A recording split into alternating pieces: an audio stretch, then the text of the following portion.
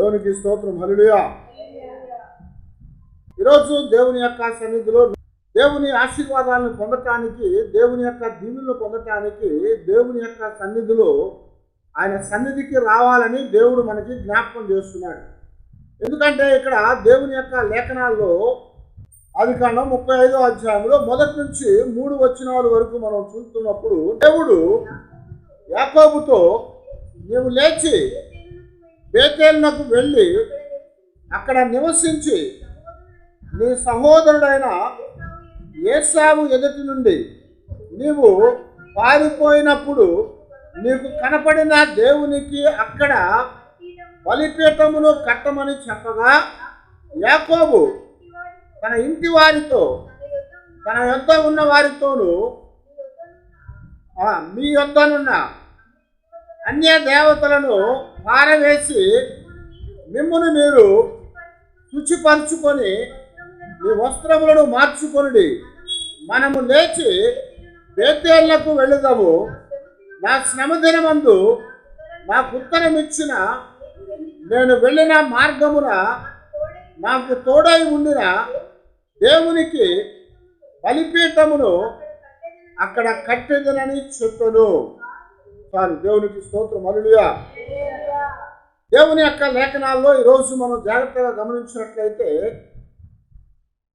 సంవత్సరమును ముగుస్తూ ఉన్నప్పుడు, మరొక సంవత్సరంలో మనం అడుగు పెడుతున్నప్పుడు అనేకమైనటువంటి తీర్మానాలు మనం చేసుకుంటూ ఉంటాము.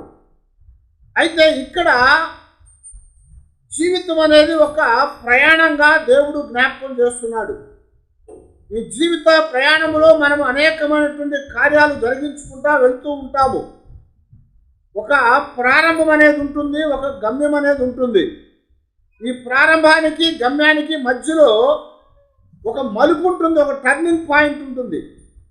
అయితే కొన్ని సమయాల్లో మన జీవితము ప్రారంభించిన తర్వాత అది చివరికి కొనసాగించబడేటప్పుడు ఆశీర్వాదకరంగా వెళుతుందా లేదా అని మనం చూసుకోవాలి.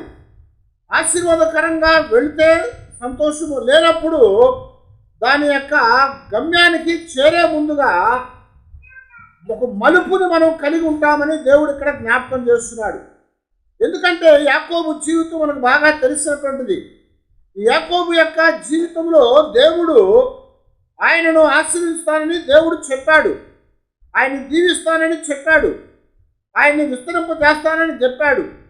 అయితే యాకోబుతో మాత్రమే కాదు, కానీ యాకోబు తండ్రి అయినటువంటి ఇస్సాకుతో, ఇస్సాకు తండ్రి అయినటువంటి అబ్రహాముతో,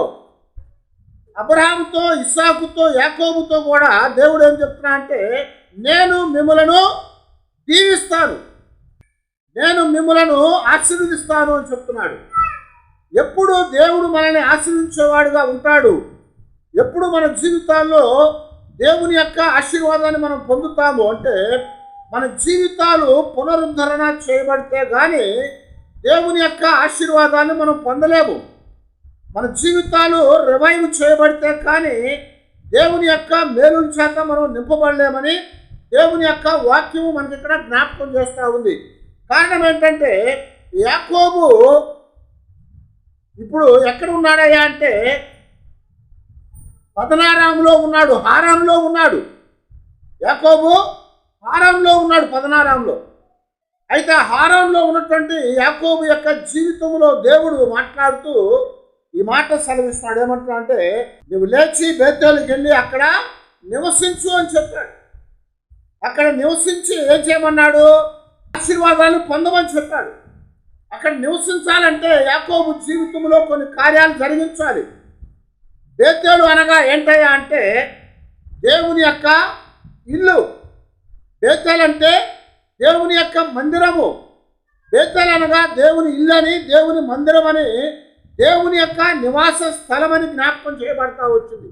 దేవుని యొక్క లేఖనాల్లో ఆదికాండం 28వ అధ్యాయంలో యాకోబు మోసగాడని మనకు తెలియచేయబడుతుంది. యాకోబు అంటే మోసగాడు. యాకోబు అంటే మోసగాడు అనేటువంటి వాడు ఏం చేశాడయ్యా ఇప్పుడంటే తన అన్నని ఒకసారి మోసం చేశాడు. ఎలాగ మోసం చేశాడు? ఆకలితో ఉన్నటువంటి అన్నకి చిక్కుడుగాయల కూరనిచ్చి జ్యేష్ఠత్వాన్ని దొంగిలించాడు. ఆ తర్వాత ఇప్పుడేమైందంటే అది 27వ అధ్యాయంలో 43వ వచనంలో మనం చూస్తూ ఉంటే తల్లి ఏంటంటే రెబెక్కా ఇప్పుడు యాకోబుతో చెప్తుంది, ఏమని చెప్తుందంటే, ఒకసారి మోసం చేసి జ్యేష్ఠత్వాన్ని దొంగిలించావు, మరలా ఇప్పుడు తండ్రిని ఏం చేశాడు, మరలా తండ్రిని కూడా మోసగించాడు. ఎలా మోసగించాడు? నేనే ఏశావునని చెప్పి ఆ యొక్క భోజనాన్ని తీసుకెళ్ళినప్పుడు ఇస్సాకు ఆ చేతులను మెడను తమిడాడు. అవి తమిడినప్పుడు రోమాలు కనపడతా ఉన్నాయి. ఎందుకంటే ఏశావును రోమాలు కలిగిన వాడు, యాకోబు నున్నటివాడు. కనుక ఆ వృద్ధాప్యంలో మందంగా ఉన్నటువంటి ఆ నేత్రాల్ని గమనించలేక ఇస్సాకు ఆ చేతులు మెడ తవిడినప్పుడు రోమాలు కనపడ్డాయి. కనుకప్పుడు అనుకుంటున్నాడు కదా, అయ్యా నీ స్వరం అయితేనేమోను యాకోబులాగా ఉంది, నీ వేషం అయితేనేమోను ఎలాగుంది, ఏశావులాగా ఉంది. నేను తవిడినప్పుడు ఏశావులాగా ఉన్నావు, నీ మాట విన్నప్పుడు యాకోబులాగా ఉంది అని అయోమయంలో అయిపోయి ఏం చేశాడంటే, తను తెచ్చే కదా ఇవ్వని చెప్పి తీసుకొని భోజనాన్ని భోజించాడు. ఆ భుజించిన తర్వాత ఆశీర్వాదాలు ఇచ్చాడు. ఆశీర్వాదాలు దొంగిలించుకుని వెళ్ళిపోయాడు యాకోబు. అందుకు ఏశావుకి రావాల్సిన ఆశీర్వాదాలు యాకోబు దొంగిలించుకొని పోవటం ద్వారా ఏశావుకి శాపాలు దొరికినాయి. దాంతో ఇప్పుడు చాలా కోపంతో ఉండిపోయాడు. ఎందుకంటే చిక్కుడుగాయల కూరనిచ్చి జ్యేష్ఠత్వాన్ని దొంగిలించినటువంటి వాడు ఇప్పుడు ఆ యొక్క మరి మందలో నుంచి గొర్రె పిల్లలను కోసి తీసుకొని వచ్చి భోజనాన్ని ఇచ్చి ఏశావు పేరు చెప్పుకొని ఆశీర్వాదాలు దొంగిలించాడు. కాబట్టి ఆ కోపంతో రగిలిపోతా ఉన్నటువంటి ఏశావు ఇస్సాకుని చంపుదాం అనుకున్నాట. అందుకు రెబెక్కాకి ఏమని ఆలోచన వచ్చిందంటే, అయ్యా ఒకే దినమందు నీ ఇద్దరు కుమారులు నేను పోగొట్టుకోలేను కనుక నువ్వు వాడిని కొడతావు, వాడు నిన్ను కొడతాడు, ఇద్దరు ఎవడో ఒకటి చచ్చిపోతాడు.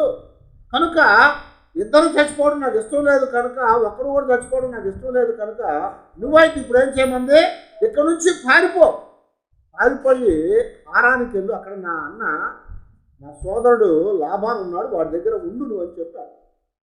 ఉండమని చెప్పినప్పుడు అక్కడికి వెళ్తా ఉన్నప్పుడు ఇప్పుడు 28వ అధ్యాయం 15వ వచనం చూస్తూ ఉంటే, ఇదిగో నేను నీకు తోడై ఉండి నీవు వెళ్ళు ప్రతి స్థలమందు నిన్ను కాపాడుచు నీ దేశమునకు నిన్ను మరలా రప్పించగలను, నేను నీతో చెప్పినది నెరవేర్చు వరకు నిన్ను విడువను అని చెప్పగా యాకోబు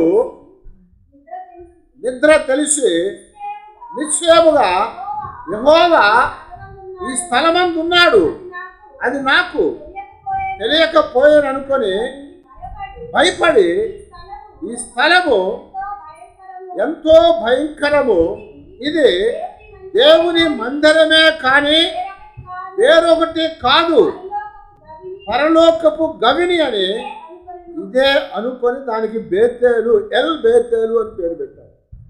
ఎవరి పేరు పెట్టాడు? బేతేలు. బేతేలు అంటే దేవుని ఇల్లు, దేవుని యొక్క గవని అట్ట, పరలోకపు గవని. అనేది దేవుడికి పెట్టేటువంటి పేరుల్లో ముందొచ్చే అక్షరం. అనగా దేవుడు అని అర్థం.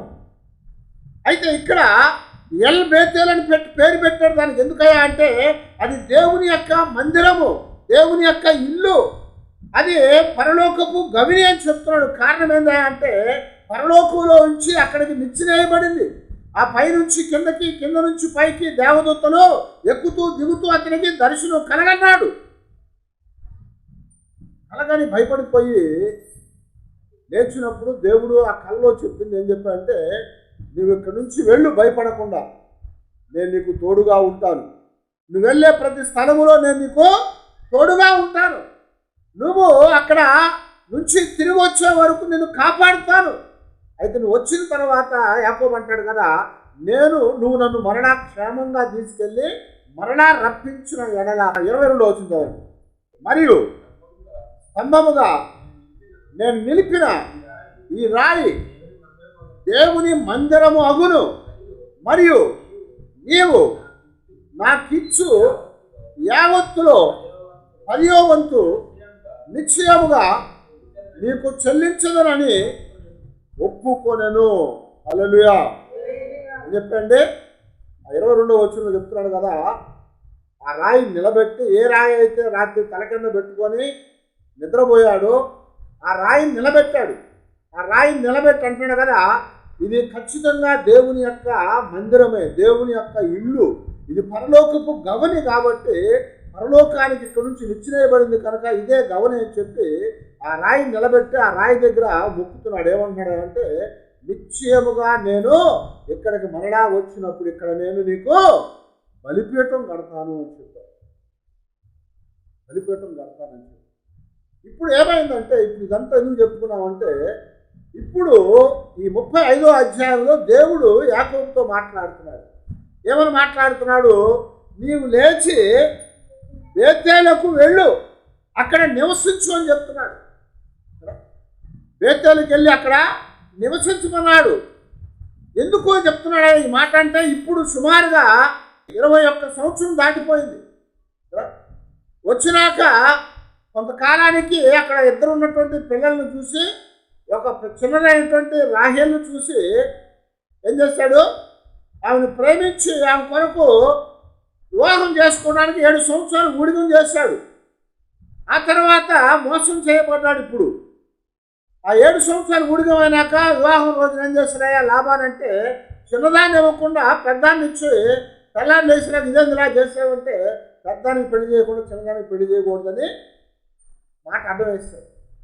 ఇప్పుడు మళ్ళా చిన్నదాన్ని చేసుకుంటానన్నాడు కాబట్టి మరి నాకేమి ఇస్తామంటే, మళ్ళీ 7 సంవత్సరాలు నీకు ఊడిగం చేస్తాను, కొలువు చేస్తాను. మరలా 7 సంవత్సరాలు కొలువు చేశాడు, ఊడిగం చేశాడు. చేసి చిన్నదాన్ని వివాహం చేసుకున్నాడు. చిన్నదాన్ని పెద్దదాన్ని ఇద్దరిని వివాహం చేసుకొని వారితో మరి ఉంటూ అక్కడ సంతానాన్ని కలిగి ఉన్నాడు. ఈ సంతానాన్ని కలిగిన తర్వాత మరలా కొంతకాలం గడిచిపోయింది. గడిచిపోయినాక ఏమైందయ్యా అంటే, ఆస్తి పెద్దదైపోయింది. గొర్రె మేక మందలన్నీ కూడా విస్తారమైనవి. ఎందుకు? లాభాన్ని మోసం చేశాడు కాబట్టి యాకోబు లాభాన్ని కూడా ఇప్పుడు మోసం చేశాడు. ఎలా మోసం చేశాడు? ఆ గొర్రె మేక మందలన్నింటినీ కూడా కాపు కాస్తూ ఉంటే లాభాన్ని ఏం చేస్తున్నాడంటే, ఇదిగో ఈ యొక్క తెల్లటి అన్నీ నాయనని చెప్తున్నాడు. ఎందుకంటే ఎక్కువ తెల్లటి పుడుతున్నాయి, అక్కడ ఎక్కువ తెల్లటి పుడుతున్నాయి కాబట్టి ఇవన్నీ నాయాను, చిన్న చిన్న మచ్చలతో పుట్టినాయని నీయాయా అని చెప్తున్నాడు. దానికి లాభాను చేసిన మోసానికి యాకోబు చాలా బాధ కలిగి ఒకరోజు ఏం చేశాడంటే, వాటన్నిటిని తోలుకొని వెళ్ళిన తర్వాత దాటే కాలం వచ్చిందట, పశువులు దాటే కాలం వచ్చిందట. ఆ కాలాన్ని ఏం చేశాడయ్యా అంటే, అక్కడ ఉన్న చెట్లు తీసుకున్నాడు, బురదగా నీళ్ళగా ఉన్న దగ్గర మొలుస్తూ ఉంటాయి, వాటిని తీసుకొని వాటిని ఆ కాడలు నీళ్ళలో నానబెట్టి వాటిని ఆ కాడలు తీసాడు. తీసి అవి నీళ్లు తాగడానికి వచ్చి దాటే సమయంలో ఆ నీళ్ళ దగ్గర వాటిని పడేశాడు. ఇప్పుడు అవి నీళ్లు తాగటానికి ఆ పశువులు దాటడానికి వచ్చినట్ట, మేటింగ్ టైం వచ్చింది. అవి వచ్చినప్పుడు ఏం చూసినట్ట, అక్కడ ఉన్నటువంటి ఆ పడేసిన నిలవంజి సువ్వుల యొక్క నార కనపడతా ఉంది, కర్రలు కనపడతా ఉన్నాయి. అవి చూసినప్పుడు వాటి కళ్ళకన్నీ మచ్చలు మచ్చలుగా పొడలు పొడలుగా కనపడతా ఉన్నాయి. అవి మేటైపోయినాయి, దాటిపోయినాయి, నీళ్లు తాగేసినాయి, వెళ్ళిపోయినాయి. అవి చూరైపోయిన తర్వాత పిల్లలు పెట్టినాయి. ఇప్పుడు పిల్లలు పెట్టినప్పుడు ఏమైందయ్యా అంటే, అన్నీ కూడా ఎలాంటి పిల్లలు పుట్టినట్ట, మచ్చలతో ఉన్నాయి, సారలతో ఉన్న పిల్లలు పుట్టినాయట. మచ్చలతో సారలతో ఉన్నాయి. పశువులు మేక మందలు, గొర్రె మేక మందలని కూడా ఏం చేసినాయి, మచ్చలతో ఉన్నవి సారలతో ఉన్నవి పెట్టినాయి. తెల్లటివి చాలా తక్కువ అయిపోయినాయి. ఇప్పుడు లాభాన్ని చూసి ఏం చేశాడంటే, ఇదేంటి ఇలాగ పుట్టినాయి అనుకొని ఆ మచ్చలవన్నీ వేరు చేసి సారలవన్నీ వేరు చేసేసి తెల్లటి పక్కన పెట్టాడు. ఇప్పుడు తెల్లటి అన్నీ ఎవరివి? లాభాన్ని కదా. మచ్చలు సారలు ఉన్నాయని యాకోబు. కాబట్టి ఇప్పుడు మందంతా కూడా పెద్దదైపోయింది, విస్తారమైన మంద వచ్చేసింది. విస్తారమైన మంద వచ్చినాక దేవుడు మర్చిపోయాడు. గమనించారా? ఇక్కడే దేవుడు మనతో మాట్లాడుతున్నాడు. ఏమనంటే, ఎప్పుడైతే బాగా ఉంటామో, ఎప్పుడైతే సంపాదించుకుంటామో, ఎప్పుడైతే విస్తారమైపోతామో అప్పుడు దేవుడు మర్చిపోతూ ఉంటాం. అప్పుడు మన జీవితాల్లో కూడా ఏమవుతుందంటే ఆత్మీయత అనేది తగ్గిపోతూ ఉంటుంది. విస్తరించే కొద్ది ఆత్మీయత తగ్గిపోద్ది. కానీ దేవుడు చెప్తున్నాడు, విస్తరించే కొద్ది ఆత్మలో కూడా మనము అభివృద్ధి పొందాలి. అందుకనే యోహోను చెప్తా ఉంటాడు, ఇదిగో ప్రియుడా, నువ్వు వర్ధిల్లుచున్న కొద్ది, నువ్వు విస్తరించే కొద్ది అన్నిటిలో కూడా వర్ధిల్లని చెప్పాడు. నువ్వు ఎదిగే కొద్ది అన్నిట్లో వర్ధిల్లమని చెప్పాడు. యాకోబు విస్తరించిపోయాడు, కానీ దేవుని మర్చిపోయాడు. అందుకని దేవుడు ఏం చెప్తున్నా అంటే యాకోబుకి కనపడి, యాకోబు నువ్వు లేచి బేతేలుకి వెళ్ళి అక్కడ నివసించు అని చెప్తున్నాడు. బేతేలుకి వెళ్ళి నివసించాలంటే కొన్ని పనులు చేయాల్సింది. ఆ పనులు చేస్తేనే కానీ బేతేల్లో మనం ఉండలేము. దేవుని యొక్క ఇంటిలో మనం ఉండలేము. దేవుని యొక్క ఆశీర్వాదాన్ని మనము పొందలేము. దేవుని యొక్క ఆత్మీయతలో మనము అభివృద్ధి పొందలేము. అవి చేయకపోతే అది రాదు.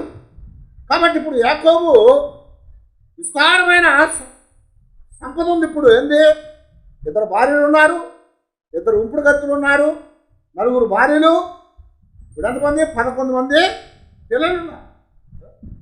4 భార్యలు, 11 మంది పిల్లలు ఉన్నారు. దాంతోపాటు విస్తారమైనటువంటి పశువుల మంద ఉంది, మేక గొర్రెల మంద ఉంది. ఆస్తిని సంపాదించుకున్నాడు. దేవుడు మర్చిపోయాడు కనుక దేవుడు చెప్పాడు, లేచి అక్కడికి వెళ్ళి నివసించాడు.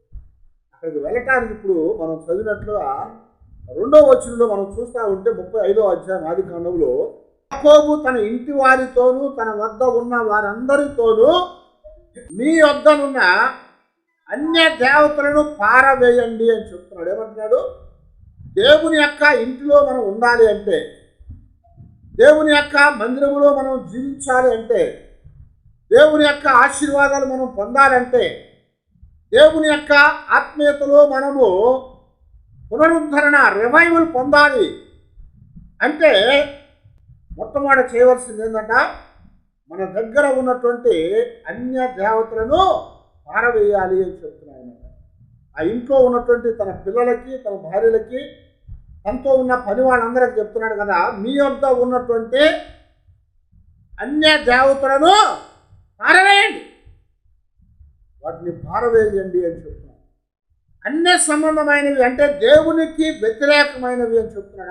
అన్య అంటే అన్య సంబంధమైన అంటే దేవునికి సంబంధం కానివి, దేవునివి కానివి, దేవునితో సంబంధం లేనటువంటి వాటిని ఏం చేయాలంట, బయట పారవేయాలి. కనుక ఇక్కడ యాకోబు తన జనాంగంతో చెప్పే మాట ఏంటంటే, అన్య దేవతలను మీరు పారవేయండి. అన్య దేవతలు అంటే అన్య సంబంధమైనవి అంటే విగ్రహాలు. ఎందుకు ఈ మాట చెప్పాడంటే, తన జీవితంలో ఇప్పుడు ఎక్కడున్నాడు, దేవుని యొక్క సన్నిధిలో నుంచి వచ్చి హారాంలో ఉన్నాడు, దేవునికి దూరంగా ఉన్నాడు. అక్కడ ఎంతకాలం ఉన్నాడు, సుమారుగా 20 సంవత్సరాలు దాటిపోయింది, 21 సంవత్సరాలు అయిపోయింది. ఇంకా కొంతకాలం అక్కడ ఉన్నాడు. కొంతకాలం ఉన్న తర్వాత ఇప్పుడు ఆయన అక్కడి నుంచి బయలుదేరుతూ ఉన్నాడంటే దాని అర్థం ఏంటంటే, ఆ ప్రాంతంలో ఉన్న అనేకమైన అలవాట్లు మన లోపలికి వచ్చారు. ఇప్పుడు అమెరికా వెళ్ళారనుకోండి, అమెరికా వెళ్ళినాక ఏమవుద్ది, అక్కడ అలవాట్లు మనకు వస్తాయి. అమెరికా వాళ్ళు కొంతమంది ఇక్కడికి వచ్చేస్తారు. వాళ్ళకేమైంది, ఇక్కడ అలవాటైంది. ఇక్కడ భోజనం చేస్తున్నారు, కారాలు తింటున్నారు కదా, మరి మనతో పాటు అన్నం తింటున్నారు, మనతో పాటు తెలుగు కూడా మాట్లాడేవాళ్ళు చాలామంది ఉన్నారు. అమెరికన్స్ ఒక ప్రాంతంలో ఉన్నప్పుడు ఆ ప్రాంతానికి సంబంధించినవన్నీ మన జీవితంలోనికి వచ్చేస్తాయి. అలాగే ఇక్కడ అన్య సంబంధమైనవి వారి జీవితాల్లోకి వచ్చేస్తుంది. ఎందుకంటే లాబాను విగ్రహారాధికుడు కనుక అతను విగ్రహాలు పెట్టుకొని అతను పూజించేవాడు. అయితే ఇక్కడ మనం గమనిస్తూ ఉంటే లాబాను యొక్క జీవితంలో ఆ విగ్రహాలు మరి పెట్టుకొని జీవిస్తూ ఉన్నటువంటి వాడు ఆ విగ్రహాల్ని రాహేలు ఏం చేసింది, దొంగతనం చేసి తీసుకొచ్చేసింది. తీసుకుని వచ్చేసింది. ఆదికాండం 31వ అధ్యాయం 19వ వచనం మనం చూస్తూ ఉంటే, రాహేలు తన తండ్రి ఇంట్లో ఉన్నటువంటి గృహ దేవతల్ని దొంగతనం చేసేసింది. బంగారపు విగ్రహాలు కనుక ఆ తండ్రి ఇంటి మీద ఉన్నటువంటి వ్యామోహంతో, బంగారం మీద ఉన్న వ్యామోహంతో రాహేల్ ఏం చేసిందంటే, ఇప్పుడు మనం వెళ్ళిపోదామని చెప్తున్నాడు కనుక యాకోబు ఆ విగ్రహాలను దొంగతనం చేసేసింది. ఆ విగ్రహాన్ని దొంగతనం చేసేసిన తర్వాత యాకోబు తన సంతానాంతాన్ని తీసుకొని వచ్చేసాడు. బయటకు వచ్చిన తర్వాత ఈ గొర్రె బొచ్చుని కత్తిరించడానికి వెళ్ళాడు లాబాను. అతనికి తెలిసింది సంగతి ఏమని, యాకోబు తన భార్యల్ని, పిల్లల్ని, మేక మందల్ని, గొర్రె మందల్ని అన్నింటిని తీసుకొని వెళ్ళిపోతాడని తెలిసి గబగబా ఆ గొర్రెకి బొచ్చు కత్తిరించుకుని విడిచిపెట్టేసి తన పని వాళ్ళని, కుమారుల్ని వేసుకొని వచ్చేసాడు. ఇప్పుడు తీరా ఇంటికి వెళ్ళి చూస్తే బంగారు విగ్రహాలు లేవు ఇంట్లో. అందుకని గబగబా వెంటబడి వచ్చేసి యాకోబుని ఆపి అడుగుతున్నాడు, నా విగ్రహాన్ని వెళ్ళే కూడా వెళ్ళిపోతున్నావు మంచిదే, నా విగ్రహాన్ని ఎందుకు తీసుకొని వచ్చావు అని అడుగుతున్నాడు. అందుకు యాకోబు చెప్తున్నాడు, మీరు తేలేదు అంటే కావాలంటే అంతా కూడా సోదా చేసుకోమన్నాడు. అంతా సోదా చేశారు. అప్పుడు దొంగతనం చేసి తెచ్చినటువంటి రాహేల్ ఏం చేసిందట, ఆ గుడారంలో మధ్యలో గొయ్యి తీసి గోతులో పెట్టి దాని మీద ఒక పట్ట కప్పి దాని మీద కూర్చుండిపోయి వాళ్ళ తండ్రి వచ్చినప్పుడు ఆ తండ్రితో చెప్తుందయ్యా, అమ్మా నువ్వు బయటికి రా, నేను ఆ గుడారం అంతా ఎతకాలంటే, నువ్వు లోపల రావద్దు, నన్ను ముట్టుకోవద్దు, నేను కడగా ఉన్నాను కనుక నువ్వు నన్ను దగ్గరకు వచ్చి నన్ను ముట్టుకోవద్దు అని చెప్పి, కడగా ఉన్నది కనుక ఆమె మనస్ట్రీలో ఉంది కనుక ఆమెను ముట్టుకోకుండా ఆమె దగ్గరికి రాకుండా లాబాను ఆ గుడారాన్ని విడిచిపెట్టి పక్కకి వెళ్ళిపోయాడు. అయితే ఇప్పుడు యాకోబు ఏమంటున్నాడంటే, మీ దగ్గర మన దగ్గర ఉన్నటువంటి అన్య సంబంధమైన సమస్తాన్ని కూడా మనము విడిచిపెట్టకపోతే దేవుని ఇంటిలో మనం ఉండలేము, దేవుని ఆశీర్వాదాన్ని మనము పొందలేము అని జ్ఞాపకం చేస్తున్నారు. కాబట్టి అన్య సంబంధమైన వాటిని విడిచిపెట్టాలి. అందుకనే తర్వాత పుస్తకాల్లో యెహోషువ కూడా అదే చెప్పాడు. ఇశ్రాయేలు దేవుని యొక్క రాజ్యాన్ని స్వతంత్రించుకోవడానికి వెళ్తా ఉన్నప్పుడు యెహోషువ గ్రంథం 24వ అధ్యాయం 15వ వచనం అంటాడు కదా, యెహోవాను సేవించుట మీ దృష్టికి కీడని తోసిన ఎడల మీరు ఎవరిని సేవింతురో అది నది అద్దరణ ఉన్నటువంటి మీ పితరుల సేవించినటువంటి దేవతలను సేవింతురో, అమోరీల దేవతలను సేవింతురో మీరు సేవించుకోండి. మీరు ఎవరిని సేవించగోరినను నేనును నా ఇంటి వారును యెహోవానే సేవించుదము. ఏమన్నాడు? నది అద్దరణ ఉన్నటువంటి మీ పితరుల దేవతలను సేవిస్తారు, యెహోవాను సేవిస్తారు, మీరు ఎంచుకోండి. మీరెవరు చేసినా సరే నేను నా ఇంటి వారు మాత్రము యెహోవానే సేవిస్తామని చెప్తున్నాను. ఎందుకంటే మేము యెహోవా ఇంటిలో ఉండాలి, దేవుని ఇంటిలో ఉండాలి, దేవుని యొక్క ఆశీర్వాదాలు పొందాలని చెప్తున్నాడు. అక్కడే 22, 23 వచ్చిన చదవండి. అప్పుడు యెహోషువ మీరు యెహోవానే సేవించుదామని ఆయనను కోరుకున్నందున మిమ్మును గూర్చి మీరే సాక్షులై ఉన్నారు గనుక వారు మేము సాక్షులమే అనేది.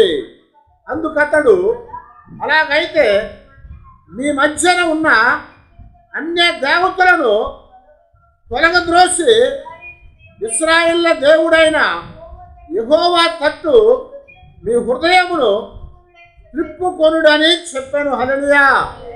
ఏం చెప్తున్నాడు యెహోషువ? మీరు యెహోవాను సేవించాలనుకున్నట్లయితే మీ దగ్గర ఉన్న అన్ని దేవతలన్నింటినీ కూడా పారవేయండి, మీ హృదయాల్ని దేవుని వైపుకి తిప్పుకోండి అని చెప్తున్నాడు అన్నమాట. అదే మాటని 1 సమూయేలు గ్రంథంలో 7వ అధ్యాయం 3వ వచనంలో కూడా సమూయేలు అదే చెప్తున్నాడు వాళ్ళకి. ఇదిగో మీరు దేవుని వైపు తిరగాలనుకున్నట్లయితే, మీ పూర్ణ మనస్సుతో దేవుని వైపు మీరు తిరిగినట్లయితే మీ వద్ద ఉన్నటువంటి అన్ని దేవతలను మీరు పారవేయండి అని చెప్పాడు. కనుక దేవుని ఇంటిలో నివసించి దేవుని ఆశీర్వాదాలు మనకు కావాలంటే మన దగ్గర ఉన్నటువంటి అన్య దేవతలు ఏం చేయాలంట? పారవేసుకోవాలి మొట్టమొదట. ఆ తర్వాత రెండోది ఏం చేస్తున్నాడు? మీరు మిమ్మల్ని శుద్ధి చేసుకోండి అని చెప్పాడు. అన్ని దేవతలను పారవేసి మిమ్మల్ని మీరు శుచిపరచుకోండి, మిమ్మల్ని మీరు శుచిపరచుకోండి, శుద్ధి చేసుకోండి అని జ్ఞాపకం చేస్తున్నాడు. శుద్ధి చేసుకోవాలంటే మనల్ని మనం కడుక్కోవాలి. మనల్ని మనం కడుక్కోకుండా దేవుని సన్నిధిలోకి వెళ్ళలేం. గమనించారా? మనల్ని మనం శుద్ధి చేసుకోకుండా దేవుని సన్నిధిలోనికి వెళ్ళలేం. మనల్ని మనం శుద్ధి చేసుకోకుండా దేవుని ఆశీర్వాదాలను మనము పొందలేము. అందుకనే ముస్లింలు మనం చూస్తూ ఉంటే వారు మసీదుకి వెళ్ళంగానే గబగబా మనకలాగా లోపలికి వచ్చే వాళ్ళు ఏం చేస్తారు, వాళ్ళకి బయట ఒక కోనేరు ఉంటుంది. ఆ కోనేరు దగ్గర నీళ్లు ఉంటాయి. కోనేరులో దాని చుట్టూ కూడా చిన్న చిన్న పీటలు లాంటి అరుగులు ఉంటాయి. అక్కడ కూర్చొని అరుగు మీద మొట్టమొదట వాళ్ళ కాళ్ళు, చేతులు, గోళ్ళు, ముక్కులు, మొఖము, చెవులు అన్నీ కడిగి నోరు పుక్కలించుకొని ఊసేసిన తర్వాత అప్పుడు లోపలికి వెళ్తారు. ఎందుకనంటే వారు తమను తాము శుభ్రం చేసుకొని లోపలికి వెళ్ళాలి. దేవుడు అదే ఇక్కడ చెప్తున్నాడు. మీరు దేవుణ్ణి సేవించాలంటే, దేవునికి ప్రార్థించాలంటే, దేవుని ఇంటిలోనికి రావాలి, మందిరంలోనికి రావాలంటే, దేవుని ఆశీర్వాదాలు మీకు కావాలంటే ఏం చేసుకోవాలంట, మిమ్మల్ని మీరు శుభ్రపరచుకోవాలి. ఇశ్రాయేలుకు కూడా మోషే అదే చెప్పాడు. నిర్గమాకాండం 19వ అధ్యాయం 10వ వచనంలో, యెహోవా మోషేతో నీవు ప్రజల యొద్దకు వెళ్ళి నేడును రేపును వారిని పరిశుద్ధపరచుము, వారు తమ బట్టలు ఉతుక్కొని 3వ నాటికి సిద్ధముగా ఉండవలను. హల్లెలూయా. ఏం చెప్తున్నా అండి, ఇప్పుడు ఎక్కడికి వెళ్ళబోతా ఉన్నారంటే దేవుని యొక్క స్వరం వెనకానికి వెళ్ళబోతా ఉన్నారు. దేవుడు ఆ యొక్క గుడారం మీదకి, ప్రత్యక్షపు గుడారం మీదకి ఆవరించబోతా ఉన్నాడు. ఆయన స్వరాన్ని వినబోతా ఉన్నారు. ఆయన యొక్క ఆ మహిమను చూడబోతా ఉన్నారు. కనుక దేవుడు చెప్తున్నాడు, ఇదిగో మీరు ఇప్పుడు శుద్ధి చేసుకోండి. 3 దినాలు, 3వ దినానికి మీరు పరిశుద్ధులై ఉండి నా దగ్గరికి రావాలి అని దేవుడు చెప్పాడు వాళ్ళకి. ఎందుకంటే దేవుడు చెప్తున్నాడు, ఆది కాలం నుంచి కూడా ప్రయాణం వరకు దేవుడు చెప్పిన మాట ఏంటంటే, నేను పరిశుద్ధుడు కనుక మీరు కూడా పరిశుద్ధులై ఉండండి అని చెప్పారు. పరిశుద్ధత అనేది లేకుండా దేవుని ఇంటిలోకి మనం వెళ్ళలేము. పరిశుద్ధత అనేది లేకుండా మన జీవితాల్లో దేవుని యొక్క ఆశీర్వాదాన్ని మనం పొందలేము. అందుకొరకే ప్రసంగి అంటా ఉంటాడు, ప్రసంగ గ్రంథంలో 5వ అధ్యాయంలో 1 నుంచి 5 వచనాల దాకా చెప్తా ఉంటాడు కదా, మీరు దేవుని మందిరంలోకి వెళ్ళినప్పుడు మీ యొక్క నడకను సరిచేసుకోండి అని చెప్తారు. మనం ఆయన సన్నిధిలోకి వెళ్ళేటప్పుడు మనం జాగ్రత్తగా చూసుకోవాలి, పరిశుద్ధంగా ఉండాలి, మనం కడుక్కోవాలి. అందుకని ఇక్కడ యాకోబు తన పిల్లలకి, భార్యలకి, తనతో ఉన్నటువంటి వారందరూ కూడా ఏం చెప్తారంటే, మిమ్మల్ని మీరు శుద్ధిపరచుకోండి, మీరు శుద్ధిపరచుకోండి. ఎందుకంటే దేవుని యొక్క ఇంటిలోనికి వెళ్ళబోతా ఉన్నాము, దేవుని ఆశీర్వాదాన్ని మనం పొందబోతా ఉన్నాము అని చెప్తున్నాడు. 3వదిగా మనం గమనించినట్లయితే ఇక్కడ ఏమన్నా అంటే వారు శుద్ధి చేసుకొని వస్త్రాలు మార్చుకున్నారట. వస్త్రాల గురించి దేవుని వాక్యంలో రాయబడతా ఉంది. వారు మీ యొక్క ప్రాచీన వస్త్రమును తీసివేసి నూతన వస్త్రాన్ని ధరించుకో అని పౌలు గారు చెప్తాడు, యాకోబు చెప్తాడు, పేతురు గారు చెప్తారు. ఇలాగా ఎంతోమంది చెప్తున్నారు బైబిల్లో, లేఖనాల్లో. కనుక పాత వస్త్రాన్ని తీసివేసి, నీ మురికి వస్త్రాన్ని తీసివేసి నూతన వస్త్రాన్ని ధరించుకోవాలి అని చెప్పారు. వస్త్రం అంటే మన స్వభావాన్ని జ్ఞాపకం చేస్తూ ఉంటుంది. కనుక మనం శుద్ధి చేసుకొని మన వస్త్రాన్ని మార్చుకొని ఇప్పుడు దేవుని దగ్గరకు వచ్చి ఏం చేయాలంటున్నాడంటే, 3వదిగా 3వ వచనంలో చెప్తున్నాడు కదా, నా శ్రమ దినమందు నాకు ఉత్తరమిచ్చి నేను వెళ్ళిన మార్గములో నాకు తోడై ఉండిన దేవునికి బలిపీఠమును అక్కడ కట్టేదను అని చెప్పాను. హల్లెలూయా. ఏం చేయాలంటే బలిపీఠము కట్టాలి అంటున్నాడు. బలిపీఠము కట్టాలి అంటున్నాడు. బలిపీఠం అంటే ఏంటి? బలిపీఠం అంటే ప్రార్థనా స్థలం. బలిపీఠం అంటే దేవుణ్ణి కలుసుకునే స్థలం. బలిపీఠం అంటే అది ఎంతో రమ్యమైనటువంటి స్థలము. మన బైబిల్లో పాత నిబంధనలో బలిపీఠం అని దేనికి చెప్పారా అంటే దేవునికి అర్పణ అర్పించే స్థలాన్ని గురించి చెప్పారు. దేవునికి అర్పణలు ఇచ్చే స్థలం అది, దేవునికి ఇచ్చే స్థలం అది. ఆ స్థలములో దేవునికి మనం అర్పిస్తాము. పాత నిబంధనలో బలులు అర్పించారు. వారు ఎక్కడ అర్పించారంటే బలిపీఠం మీద అర్పించారట వారు బలులు. ఆ బలులు దేవునికి అర్పించినప్పుడు అది దేవునికి ఇష్టమైందిగా ఉంది అని చెప్తున్నారు. అలాగే మనకి దేవుడు చెప్తున్నాడు, దేవుని పిల్లలంగా, క్రైస్తవులుగా మనం కూడా బలిపీఠం కట్టుకోవాలి. బలిపీఠం అంటే ప్రార్థనా స్థలము, ఒక ప్రత్యేకమైనటువంటి స్థలము. దేవునితో మనం గడపడానికి మనకి కావాలని చెప్తున్నాడు. దేవుని ఆశీర్వాదం కావాలంటే దేవునితో గడపాలి. దేవుని యొక్క ఆశీర్వాదాలు మనం పొందాలంటే దేవునికి మనకి మధ్యలో ఒక మంచి సంబంధం ఉండాలి. అందుకనే పౌలు గారు చెప్పినట్టుగా మనం అందరం కూడా తండ్రి అబ్బా అని ఆయనకి మొర్ర పెట్టుకోవడానికి అవకాశం ఇచ్చాడు. ఆయన కరుణాపీఠం దగ్గరికి మనల్ని తీసుకొని వచ్చారట. కరుణాపీఠం దగ్గరికి మనం తీసుకొని వచ్చారు. కాబట్టి మనము దేవుని యొక్క సన్నిధిలో ఉండాలంటే, దేవుని ఆశీర్వాదాలు పొందాలంటే, మనం అక్కడ బలిపీఠాన్ని కట్టుకోవాలంటే దేవునితో మనకి ఒక ప్రత్యేకమైన స్థలాన్ని, ఒక స్థానాన్ని ఏర్పాటు చేసుకోవాలి. బైబిల్లో చాలామంది బలిపీఠాలు కట్టారు. మొట్టమొదట దేవుడే కట్టాడు ఏదేను తోటలో కదా. ఆదామును బయటికి తోలివేసే ముందు ఒక బలిపీఠాన్ని కట్టి అక్కడ ఒక పశువును వధించి దాన్ని బలిగా అర్పించి దాని యొక్క రక్తంతో వాళ్ళని కడిగి వాళ్ళకి ఏం చేశారంట, ఆ యొక్క గొర్రెపిల్ల యొక్క చర్మాన్ని తీసి బట్టలుగా కుట్టి వాళ్ళకి బయట తోలించారు. ఆ తర్వాత ఎవరు కట్టారు? నోవాహు కట్టారు. నోవాహు కట్టాడు. ఆ తర్వాత అబ్రహాము కట్టాడు. ఆ తర్వాత ఇస్సాకు కట్టాడు. ఆ తర్వాత ఇప్పుడు యాకోబు కడుతున్నాడు. అలాగా ఎంతోమంది బలిపీఠాలు కట్టుకున్నారు. ఎందుకంటే దేవునితో కలిసే స్థలం అది. మనకైతే బలి అర్పించాల్సిన పని లేదు. విరిగి నలిగిన మనస్సే నాకు ఇష్టమైన బలి. ఎవడైతే విరిగి నలిగిన మనసు కలిగిన వాడుగా ఉంటాడో నేను వాడికి ఆసనంగా ఉన్నానన్నాడు. కనుక మన బలిపీఠం ఏదయ్యా అంటే దేవునితో ఒక ప్రత్యేకమైన స్థలము అని చెప్తున్నాడు. ఆ స్థలము ప్రార్థనా స్థలమై ఉంది. ఆ ప్రార్థనా స్థలము, ప్రార్థన అనేది మన జీవితాల్లో ఉన్నప్పుడు దేవుని సన్నిధిలో నివసించగలుగుతాము. దేవుని యొక్క ఆశీర్వాదాన్ని పొందగలుగుతాము. లేకపోతే దేవుని ఆశీర్వాదాలు అనేవి మనం పొందలేము. అందుకొరకే ఇక్కడ యాకోబు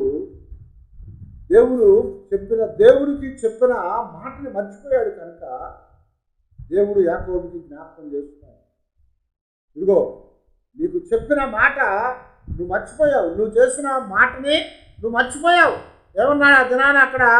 అదిగో నేను మరలా నన్ను ఇక్కడికి రప్పించిన ఎడల నేను ఇక్కడ దేవునికి బలిపీఠం కడతానన్నాడు. బలిపీఠం కడతానని చెప్పి ఏం చేశాడు? ఆ హారాన్లో ఉండి అక్కడ పశువులు సంపాదించుకున్నాడు, భార్యను సంపాదించుకున్నాడు, పిల్లలను సంపాదించుకున్నాడు, ఆస్తిని సంపాదించుకున్నాడు, పనివాళ్ళని సంపాదించుకున్నాడు. అక్కడ ఉండిపోయి సౌఖ్యంగా ఉండిపోయాడు అంతే. అందుకనే దేవుడు వచ్చేది చెప్తా అంటే నువ్వు లేచి బేతేలుకు వెళ్ళు, అక్కడ నువ్వు నివసించు. అక్కడ నువ్వు నివసించాలంటే నీ జీవితంలో నీ దగ్గర ఉన్న అన్ని దేవతలను నువ్వు పారవేయాలి. దేవునికి వ్యతిరేకమైన వాటిని పారవేయాలి. ఆ తర్వాత మనల్ని మనం శుద్ధి చేసుకోవాలి. యోహాను గారు చెప్పినట్టుగా మనం పాపములను ఒప్పుకున్న ఆయన రక్తము, పవిత్రమైన రక్తం మనల్ని కడిగి పవిత్రుడుగా చేసేదిగా ఉంది. అది కడిగి శుద్ధులుగా చేస్తుంది. ఆ రక్తంతో కడుక్కొని మనల్ని మనము ఇప్పుడు ఏం చేయాలంట? బలిపీఠాన్ని కట్టుకోవాలి. దేవుని యొక్క సన్నిధిలో ఆయనతో మనకు ప్రత్యేకమైన స్థానాన్ని ఏర్పాటు చేసుకోవాలి. దేవునికి ప్రార్థన ధూపాన్ని వేయాలి. కీర్తనలో చెప్తా ఉంటాడు, నువ్వు చేతులెత్తి ప్రార్థన చేయుట సాయంకాలపు నైవేద్యంలాగుందా.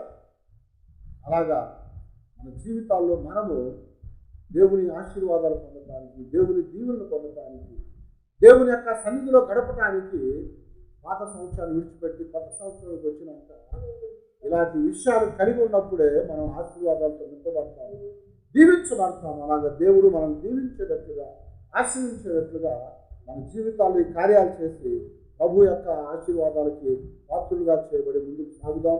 అలాంటి కృపా దేవుడు మనకు అనుగ్రహించి నడిపించి బలపరిచేటట్లుగా దేవుడి సన్నిధిలో మనం ప్రార్థన చేసుకొని నూతన సంవత్సరంలో మన జీవితాలకి ఆశీర్వాదాన్ని కలిగించు ప్రభు అని మనం ప్రార్థించాలి. ప్రార్థన